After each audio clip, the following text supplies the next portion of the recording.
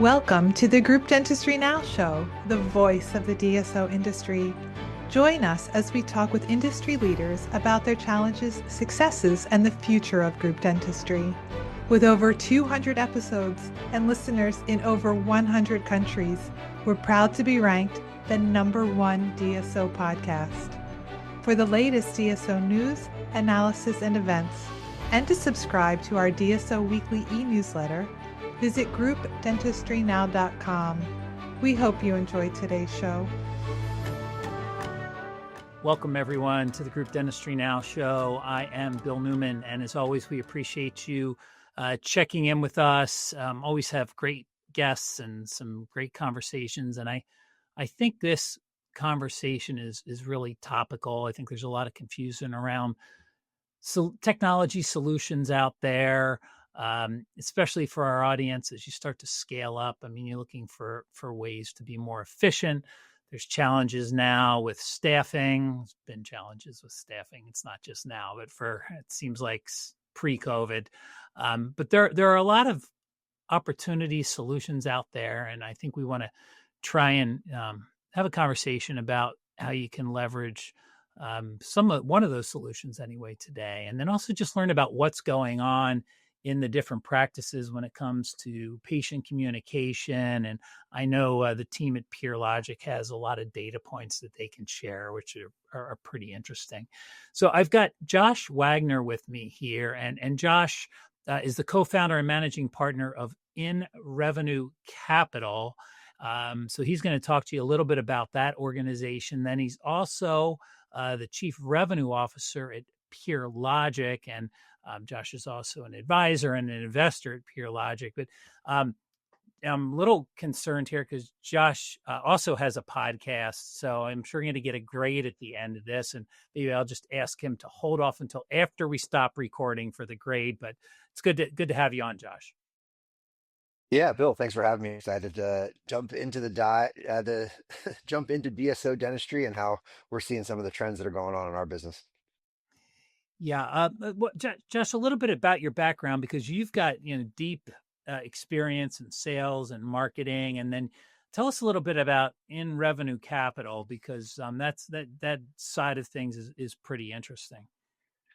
Yeah, it's an interesting firm because the way we started, it's a very non-traditional venture capital firm, right? Like a lot of people think of venture capital as these companies that take these bets on 10 companies, hoping that one of them's a home run and paying back their firm and all those sorts of types of things.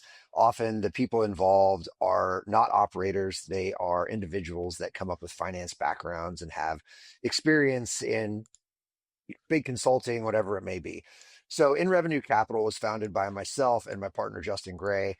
Neither of us have venture backgrounds whatsoever. Both of us are operators. We actually sold a boutique consulting firm in 2021. And during that time, it was about a 10-year run. We worked with over 4,000 different companies, anywhere from high growth startups to Fortune 5 companies, helping them build out their go-to-market motion. And we had a lot of experience in the sales and marketing technology ecosystem during that time.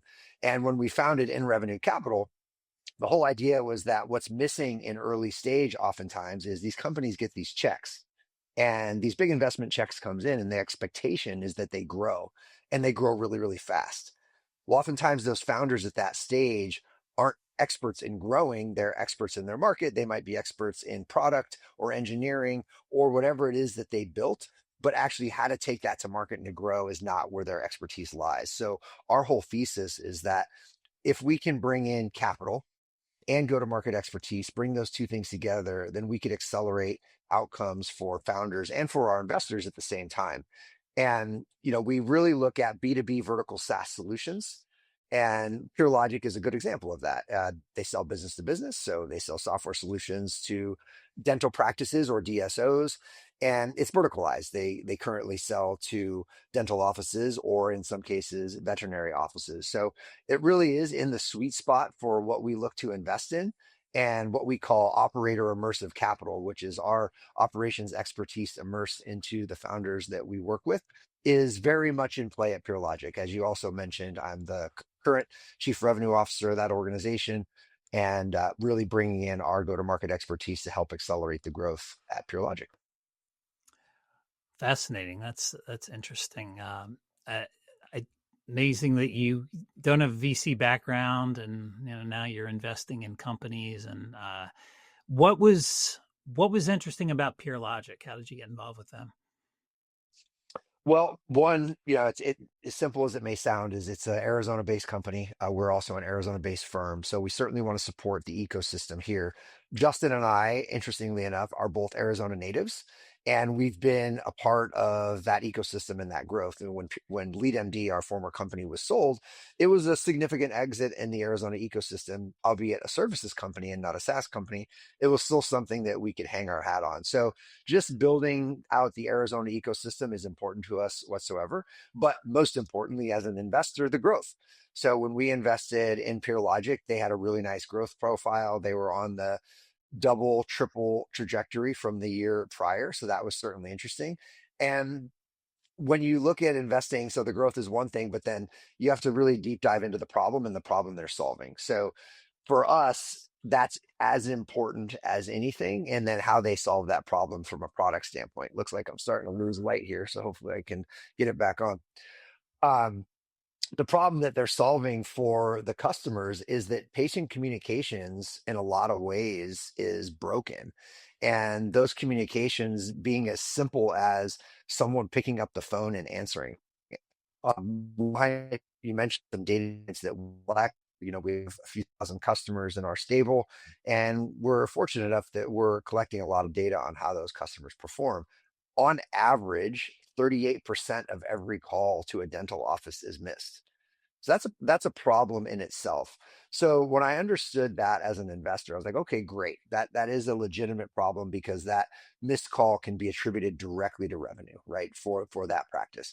And for us, then how they solve it was super interesting. The pyramid, as I describe it, is just plain old reliable voice over IP service, followed by intelligence on what's happening with that call, and then agentic AI to drive pure production from those calls was something that we could get behind as an investment group, and felt that if we put the right go to market horsepower behind it, we could really accelerate the growth of that organization.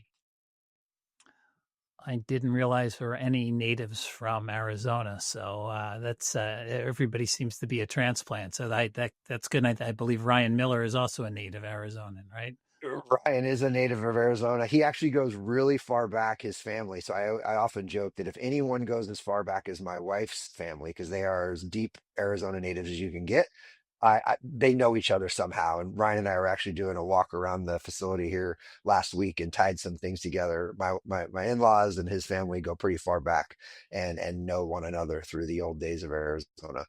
Even stranger, there's a small suburb of Arizona called Fountain Hills. It used to be an old just retirement community, right? A couple golf courses, a little lake fountain, and at one time the world's tallest fountain. Justin and I both grew up in that same town. Both of our dads were home builders in that town and built up, half of that. What is that community now? So, kind of a small world in the Arizona ecosystem. That's pretty cool. Very, very cool. Yeah, I heard Ryan's story about his family in Arizona. So that's interesting. So let's talk a little bit about PeerLogic, and maybe we could. And if you've got any data points to share, audience loves data. I love to find out what's going on, especially when it comes to patient acquisition, maybe the conversations that patients are having. You talked about, was it 38% of all calls aren't answered? I think that was the percentage you said, which is That's right. incredibly high. That would be the one thing, if you could fix anything, right? You've got people that are calling, they're interested, and you're not answering those calls. How many of those patients go elsewhere? I mean, that's one of the challenges. How many of them maybe call you back again, and now there's a level of frustration? So they're, do they, end up book appointment, not show up, or do they, just eventually fade off and go somewhere else because of that one missed call? I mean, I'm sure there's, all sorts of ramifications to missing a call, and there are reasons for it, but there are ways to kind of button that up where that won't happen. How would you say PeerLogic helps to solve fewer missed calls? Well, before I answer that explicitly, I'll go back and double down on the data point, the 38% of missed calls. In the dental world, 80+% of revenue is still driven through the phone. So let's not forget that this is not a world where we're doing a bunch of e-commerce and we're taking, driving traffic through the web and all that kind of stuff, right? Like the phone is the lifeblood of the organization when it comes to booking revenue. And that's where it gets really, really interesting, right? Because the doctor can pretty simply draw a straight line from, oh, missed call, that's where the money comes in the door. We need to solve this problem. And then if you look at the data we collect across DSOs, let's say you have a 20 practice book of business, you'll see, like anything, a bell curve, right? You'll see some really high performers that are in the maybe high single digits or 10% of missed calls. And then you'll see some really low performers. I've seen some that are, missing 50, 60% of their calls. So as a leader in a DSO, you're really looking at, well, how can I flatten out that curve and really get people to a baseline that matters? And one of those things is just setting standards, right? You acquire a bunch of practices. Oftentimes you don't know what you're getting in terms of the individual people at the front office. And I've heard this a million times as I've gotten more and more immersed in the industry is you acquire some front office staff that many times have been there for years, if not decades. And I always hear that, well, this is the way we do it. We do it our way. This is my way. This is our way type of thing. And that may be all well and good if you're running a single practice, but when you are starting to roll up and set up for scale, one of the first things that needs to be done, regardless of technology and infrastructure, is really just setting good process in place and getting people bought into that process, right? And answering the phones is no different than any other process. Answering in a very consistent way, a patient-centric way, in a way that drives towards that appointment and getting people in the door. And one of the first problems that PeerLogic solved was just that, putting call intelligence into the voice over IP or the phone system so that they could understand what's actually happening on those calls. And now we can serve data up both at the micro and the macro level that tells the DSO or the practice owner that this is what's happening on the phone. And these are the people that are following the standard, not following the standard. And this is what we can coach and train and up level against. It's that first layer of defense to tell you, one, how you're performing, but two, who is saying what explicitly on the phone and how can we course correct and how can we write policies and procedures they're going to make a better experience for the patient on the other end. Let's talk a little bit about what you see when it comes to that role in the dental office and how that's evolved, especially as it comes to having like multiple locations. Yeah. So, a lot of one of the things I get asked about the most is just the role and prevalence of AI, because I think there are two diametrically opposed forces when it comes to the perception of AI in a dental practice, right? I think the dentist or the leadership at the DSO is thinking, oh, how can I make AI be pure production for me so I don't have to hire more FTEs? And maybe that's okay, right? And the other side of that is pretty obvious. The front office staff is thinking, is AI going to take my job and replace me? So you get a little bit of pushback, right? When an organization comes in and says, hey, these are all the things we're going to do, and we're going to roll out these technologies. AI is going to be a part of that. And that immediate like fear factor of, oh my goodness, am I going to be at risk for losing a job here pretty soon? So one of the things that we really try to focus on, whether it's with leadership or with the front office folks, is what I like to call human in the loop AI. I want AI to make the human being the most productive version of themselves possible. I don't necessarily want to replace them, but I do want to make sure, if you use the front office staff as an example, that they can spend their energy and be the best version of themselves when the patient is standing in front of them in the office and not have to worry about what's happening on the phone. Let us pick up that burden for them and leverage AI in ways that can be really meaningful to the patient who's trying to get through on the phone. Remember, 80% of the revenue is still driving through the phone. So we want to make sure that we can make that experience. If they're talking to a patient, they're face to face, they don't have to worry about missing a call because the AI is going to pick up that missed call, book that appointment for them, put it on the calendar, send them an alert, and let them know that all they need to do is send a confirmation or get them into their confirmation queue. So those are some of the things that we're really seeing, is that diametric opposition between what leadership thinks AI should do, what front office staff thinks AI should do, and getting everyone on the same page. This needs to be a win for everybody, not just one side of the house versus the other. Yeah, that's fascinating. I just saw a study. I think it was Inc.com did the study, and it was wrapped around AI. And one of the survey questions uh, had something to do with the feelings that employees had using AI. And one of the stats that stood out to me was that I'm gonna get the percentage maybe not completely accurate, but it was still pretty close. Is that 38%, 38 or 39% of all employees try somehow to sabotage using AI, right? So it's doing something to make sure they don't have to use it, or they do something to undermine these initiatives when they come into and what was striking is you had that, and maybe it was 35%. So let's say it was 35%. But what was even more striking was you would think it would be older people, but no, the percentage grew higher the younger the person was.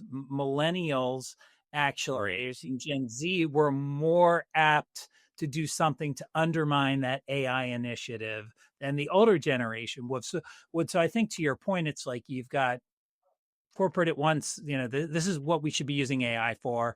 Employees looking at it more to support probably, right, their role versus to eliminate their role. So I think that's a communication issue for sure. Do you So kind of hear these things and see that every day in dentistry?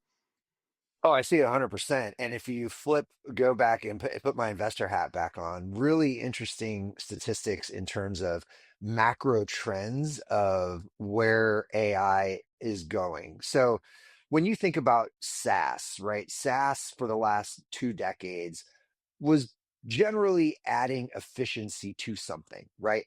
Either you were using a spreadsheet and now you've got this SaaS product that makes it more efficient than using a spreadsheet. That's a pretty common use case actually for a lot of SaaS companies, right? Like, oh, the solution that they have in place is a spreadsheet. We replace that spreadsheet and automate it for you and make things more efficient. So during we'll call it the heyday of SaaS over the last 20 years or so, the biggest laggard industries in the adoption of software as a service technology was healthcare and legal. They just, in general, didn't see a lot of value. They didn't see the incremental lift and efficiency as enough to invest a ton of money in and go down that route for whatever reason. Now, when you look at AI, you would think that that trend would be somewhat similar. But in fact, it's the complete inverse. In legal, the biggest adopters of AI technology by industry sector are legal and healthcare. And you can point to one reason for that, and it's what you were just talking about, Bill, is those industries view AI as pure production replacement. It is actually the reduction in headcount in their business, which either has a pure top line production or a pure bottom line reduction and an increase in gross margin, either way you look at it, right? So if you look at legal as an example, do I go hire 15 new associates to help me do contract reviews? Or do I build a large language model for my practice that all my policies and procedures, all our best practices into it, and all I have to do is dump a contract in it, review it, spit it back out for me? That's pure production, right?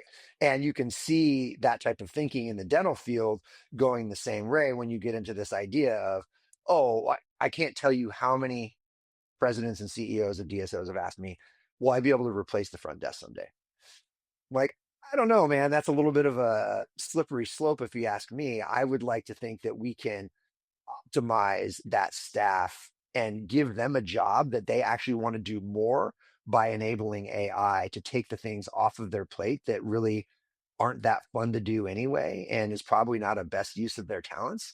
And can you rethink the front desk in a way that says, okay, What if I could actually invest more in that person, have the most awesome patient experience person possible, paying them a little bit more, incentivizing them a little bit more, doing the job that they really want to do, and offload everything else to AI and have an AI enabled front office. And maybe you don't need as much headcount, but you can invest in the headcount where it matters, and it's a better experience for everybody.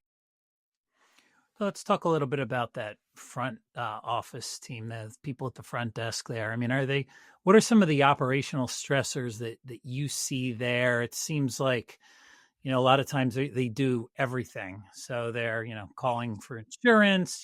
They're greeting the patient, they're taking the phone calls or missing the phone calls. But what do you see?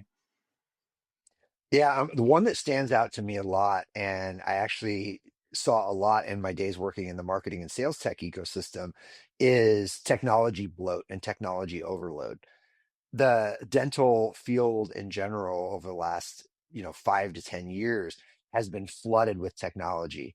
So in my old industry, there was a thing called the Martech landscape map. And when I started 20 years ago, this Martech landscape may have had like, you know, 2 dozen technologies on it. And if you look at it today, that landscape has something like 5 to 6 thousand marketing technologies on this landscape, right? This guy puts together this thing every year. The dental field is in that uptrend right now where you're starting to see a point solution for every little thing pop up that just creates more and more complexity, more and more tools, more and more technology that gets thrown on the desk and on the plate of the front office person that now has to be an expert in all of these different technologies, all of these different tools. They might have 15 different tabs and windows and browsers open on their computer that's sitting in front of them. And then that makes talking to the person who's standing in front of them or answering the phone, which seem like the simplest things you could possibly do and the thing that you want them to be doing, comes this Herculean task because they've got all this stuff that's overwhelming them and it's becoming making their life more and more frazzled. So again, going back to what are some of those things that technology can do and AI can do to take that reduce that burden off of that person, consolidate down into the things that really matters. So going into that trend, and I talked about it in the marketing and sales tech ecosystem, what tends to happen, and I see dental going through this right now, is you'll get a big player, and let's call it in this world the practice management system. It's kind of that hub, it's that system of record, right? That's where everybody lives. That's the big thing in the ecosystem I came from before. It was CRM, so Salesforce.com is the most well known in that ecosystem. So you've got this practice management system, and it does a lot of great things, but it's missing this thing. It's missing that little thing. It's missing this thing. It's missing that thing. And then what happens is you get spinoffs to create a widget to solve that problem.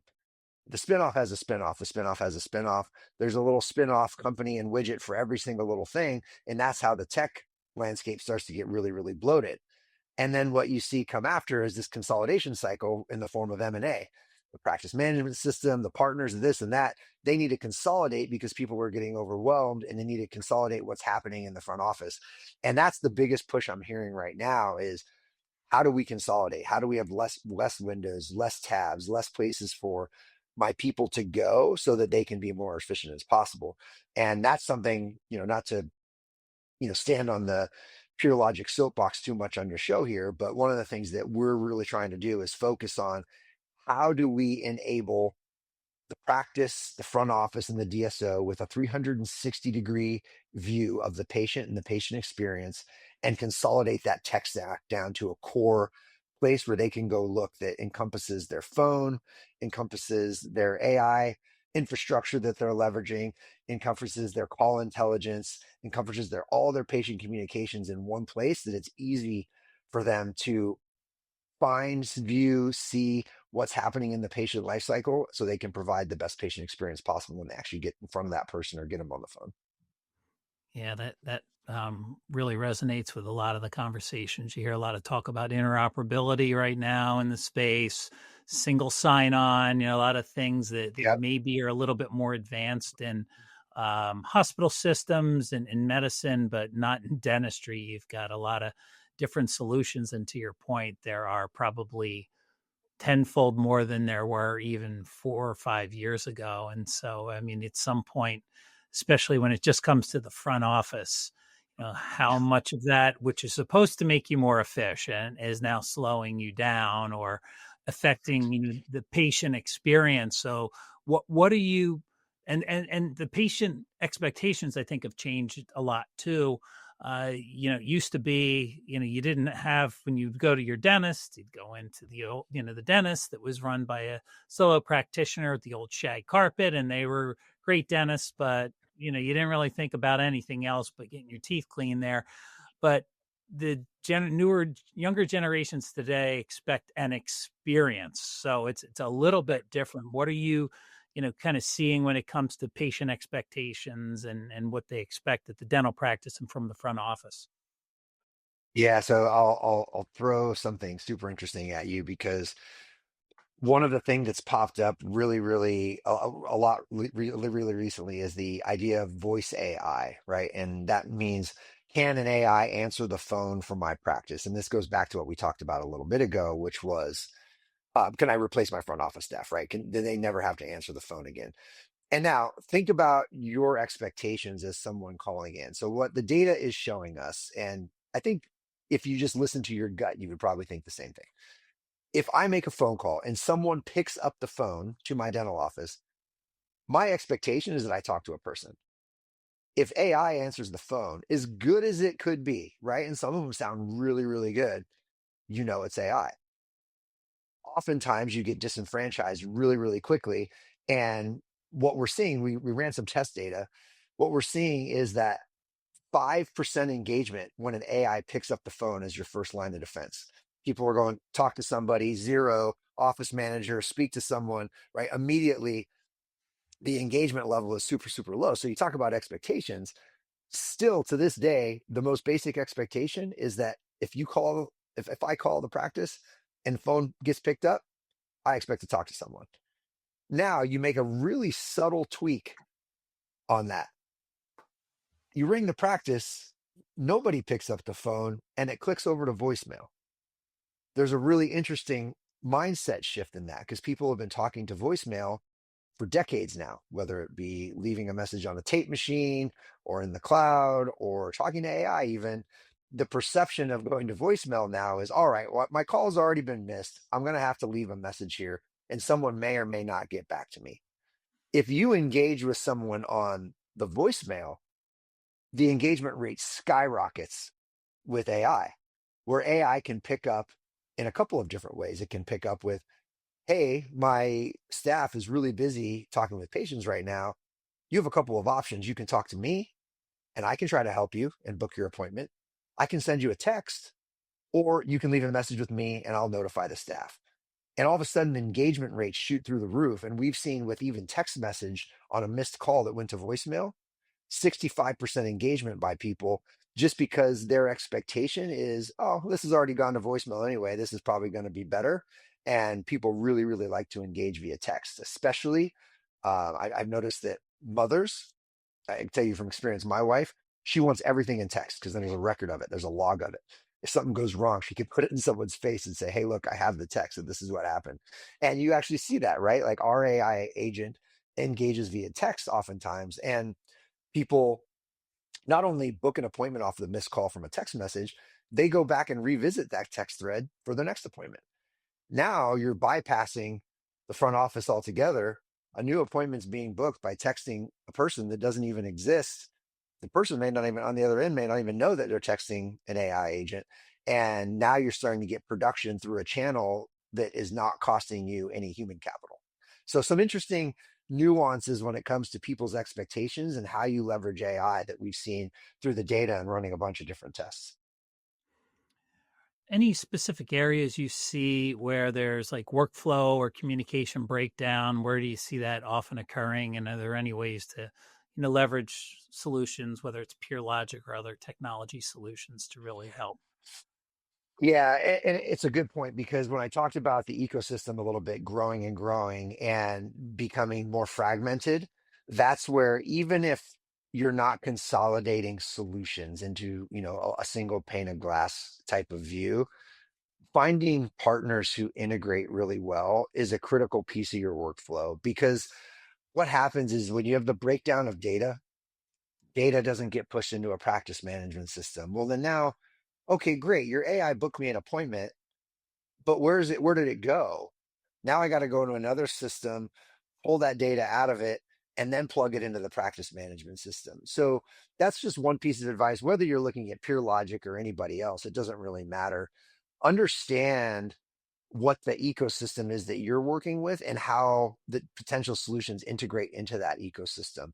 And going back to my investor hat, one of the things that we fundamentally believe in at InRevenue Capital is investing in companies that have a really strong partner ecosystem. And there's a couple of reasons for that. One, I believe it's the fastest fuel to go to market efficiency than inbound, outbound, any of those other things. Partner ecosystems are the best fuel for go to market efficiency and go to market growth. Now, if you do those partnerships really, really well, what can happen is you can almost pre-engineer M&A transactions for your business, right? And that's part of our philosophy at InRevenue Capital, is looking at that partner ecosystem as, okay, can we sell into this ecosystem? And then does it set us up for potential M&A transactions in the future? Now, if you think about that in terms of how does it impact you as a DSO, when you're talking to a technology provider or anyone to bring into your portfolio, how do they integrate into your ecosystem? What practice management system are you using? What AI solutions are you using on the clinical side? Is there any sort of front of the house, back of the house synergies that can be gained there when it comes to uh, uh, but what's the term called in dentistry? Sorry, I'm forgetting. Case acceptance. That's it. When it comes to case acceptance, right? Like, are those solutions that they're using in the back of the house, are they talking to the front of the house at all? Can we run campaigns off of what's happening in the back of the house? These are all different things that may seem little, but how the ecosystem partners together, integrates with each other, and goes to market in a really strategic way is going to really produce the winners, in my opinion, as this market continues to grow and consolidate. Even if it's not through M&A, there's going to be interesting partnership and integration opportunities. You made a really interesting point a little while back, and I think it's probably something that we need to have you make again, because my thoughts on this is kind of how I see things right now. You talked a lot about, and we talked a lot about all the technology solutions out there. Too many of them, in most cases. A lot of them don't, communicate with each other, right? So you've got a lot of different technologies, and people are moving around and overwhelmed by them at the front desk. So you've got still most of the calls coming in, or most of the bookings, and was it 80%, right, of the Yeah, bookings? revenue's coming through the phone. Yeah. Okay. So we've got mostly everything going through the phone. And then we also talked a little bit about, so I see practices that are trying to tie in technology solutions to help answer the phones, right? More either answer the phone if they're not available, or to even maybe schedule online. You see solutions like that where they're scheduling online. Um, but we also see a lot, kind of to your point, is they're just answering the call via AI, right? It's not, it's Right. even if somebody might be available, that's going to be the first line of defense, is going to be, hey, we don't want you at all touching the phone. We want AI answering the call. What you're saying is that if that happens, in a lot of cases, people are I need to talk to somebody. Or hang up completely, right? So you've got Yeah. that. So we're not in a situation yet where the patients, and we might not ever be there, where patients are just gonna, hey, yep, I expect AI. I'm happy to talk to AI. They want to talk to a person. So kind of go through that Yeah. again. You've seen, all right, if best case scenario is person answers the phone, real person answers Yep. the phone. If not, you offer options. Can you go through some of those options again? Yeah, so one of the things, my whole goal and our goal as philosophy as an organization is you want to meet the patient where they are, right? So we've run through a couple of different things. One is purely call goes to voicemail. As soon as that call goes to voicemail, it triggers a text message to that patient that says, "Hey, I'm really sorry we missed you. This is Amy. We call our AI agent Amy.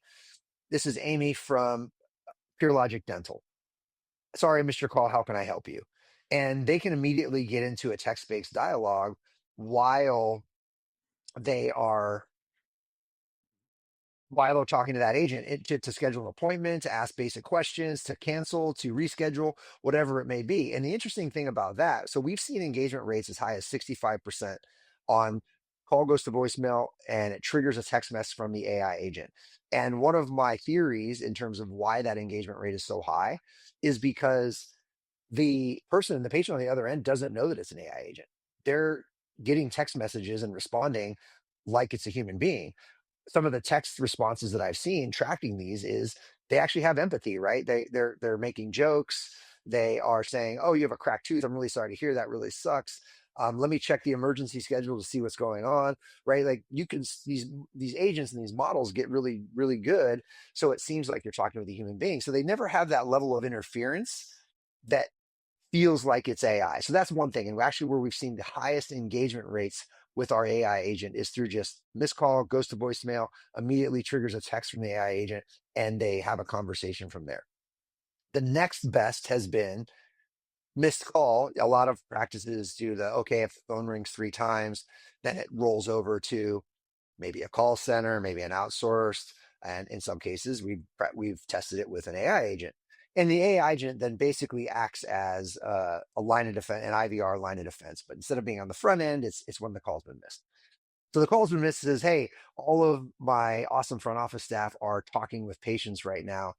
I can help you. Either you can talk to me and we can have a conversation here and figure it out. I can shoot you a text message, or you can chat with me online, or you can leave me a voicemail and I'll let the staff know." And we've seen pretty good engagement there, right? You give people options and, probably in the 40 to 50% engagement range where they do something, meaning they say, "Okay, well, let's talk," or let's go into text message, or let me leave a voicemail type of thing. So you get some level of engagement, but at that point, they know they're talking to a robot, right? And that's why I think the engagement goes down a little bit. So those are the two things where we've seen the most active engagement, giving people the option or just going missed call straight to text. Where we've seen the least engagement is first thing, pick up the phone. "Hey, this is Amy at PeerLogic Dental Studios. How can I help you today?" That's like 5%. It just goes to like, up, talk to somebody, front office, right? So really giving people those options and ways to think about it, I think and trying to meet them where they are is the best path to go down.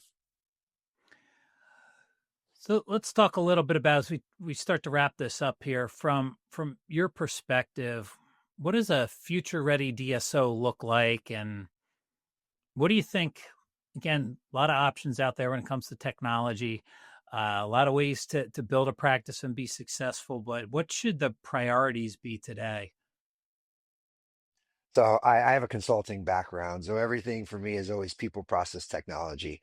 And there's a reason for that, right? Like no amount of technology in the world is going to automate or optimize a bad process, right? So you got to really build the house and build the foundation in order to successfully deploy anything. And I think the first thing that really needs to be looked at when you come in and you start buying practices and rolling things up is set a standard, because that standard will then help you optimize the people and optimize the technology. So I really think it's best to start with process. What is your way going to be?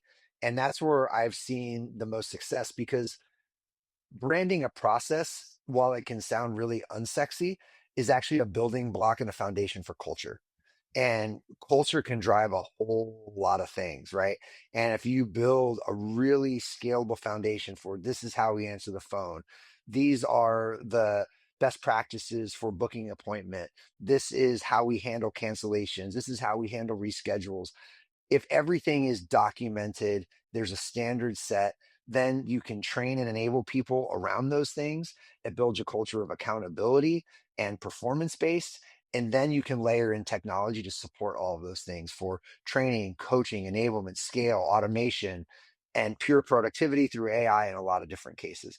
So that trifecta of people, process, and technology is really important. I think starting with process is the key. And then when you get really good at it, you can have your roadmap that then stamp in, okay, this is my process. This is how I train my people. And this is the tech stack that enables it. And you can just rinse and repeat from there because you know you're going to get and the outcomes that you're going to get every single time. And I think you hit the nail right on the head. People, process, and technology is it's another. Here's another stat that I saw recently. A survey from, it was Gartner, and this was Fortune 150, I think it was, that they had surveyed, and this was early 2025, that 42% of all AI initiatives were either paused or had failed completely. Um, Yep. these are not small companies. These are large organizations that we think, had thought things out pretty well. So I think when you talk about the process side of things, sometimes that's where it falls short. They want to invest in technology. It makes sense. And it's either not implemented well, you have the wrong people, the wrong process, there is no training or education, all the above. So there's a lot that goes into it. And I mean, as we kind of wrap things up here, um, you know, I know PeerLogic has invested a lot of time and money and people when it comes to the onboarding and education process, because you can have the best solution in the world, and if your team isn't really, they don't buy into it, they're not included, they don't understand how to use it, it's going to fail.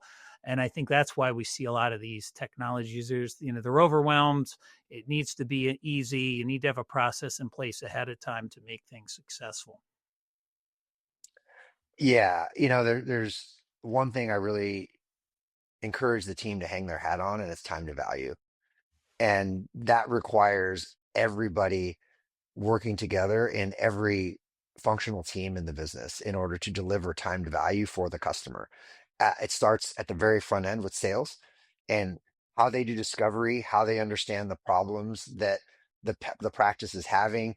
How do we design solutions for those problems? And then how do we then hand that over to our onboarding team to say, listen, we could do a lot of things for this practice, but this is the most acute pain that they have right now. We need to get this up and running right away as a part of this onboarding process so that we can deliver them value front and center, right? And oftentimes you can monetize that value with our solution, right? Can we deliver 500,000, $1,500 of value within the first 2 weeks of being onboarded with our solution at a practice? And then, okay, we get through onboarding. We've set that benchmark that says, great, this is what we're trying to accomplish. We did it. We got onboarded. We hand it over into customer success and say, listen, this is really what they care about. But they were these other things that we talked about in the sales process as well. Let's make sure we don't forget them and continue to drive value throughout that engagement and that life cycle with that customer. So time to value is a really important metric for me across the organization because it doesn't just touch one functional part of our business. It touches everybody, and it's really a patient-centric, customer-centric message that we want to deliver value to that customer as fast as we possibly can. Josh, if people want to learn more about how to really figure out the best way to engage with patients efficiently and effectively, you gave some great tips already. But if they want to get a demo, find out more about PeerLogic, what's the best way for them to do that? Yeah, PeerLogic.com has you can get anything you want there. A big shout out to Jacqueline Friedman, our head of marketing, who is a content machine. So a lot of the stats and data points and things that I referenced on this podcast are coming from stuff that she's helped me either source or co-write or write for me. So that's certainly helpful. Want to send you to PeerLogic.blog. There's tons of information. You can also book a demo directly there. If you ever have any questions for me directly, I'm on LinkedIn and I'm pretty active. So you can find a lot of content, maybe not always pure logic specific, but you can see I wrote a book called The Go-to-Market Cheat Code, which that cheat code, hint, hint, is partnerships, as I You have talked a about a little podcast? bit in the show. I do have a podcast currently called Cheat Code and Friends. You can also find that at InRevenue.com, the podcast, the book, and all those different types of things, if you're interested in that as well. Excellent. We'll drop links to all those in the show notes so you can, get a demo, find out more at PeerLogic. We've got a bunch of great articles that Jacqueline was involved in writing that are on our website as well. So there's a lot of information out there, and I think it's again a lot of solutions, a lot of technology, probably too much technology. So you want to make sure that you're you're choosing the right solutions, and it's enhancing the patient experience instead of actually being detrimental, which I think is really something that I've learned today on this podcast, that you've got to do it a certain way, and the way people want to interact still is via the phone. And I think it's going to be like that for quite a while. And if you can't answer it, then there are other solutions. And there's really, I appreciate that. Totally different than what my thinking was. So thank you, Josh. Great having you. And thank you, everybody, really, for watching and listening today. And until next time, this is the Group Dentistry Now Show. Thank you for joining us today. Don't forget to subscribe to the podcast to stay up to date on the latest DSO news, insights, and events. Also, subscribe to our DSO weekly e-newsletter at groupdentistrynow.com.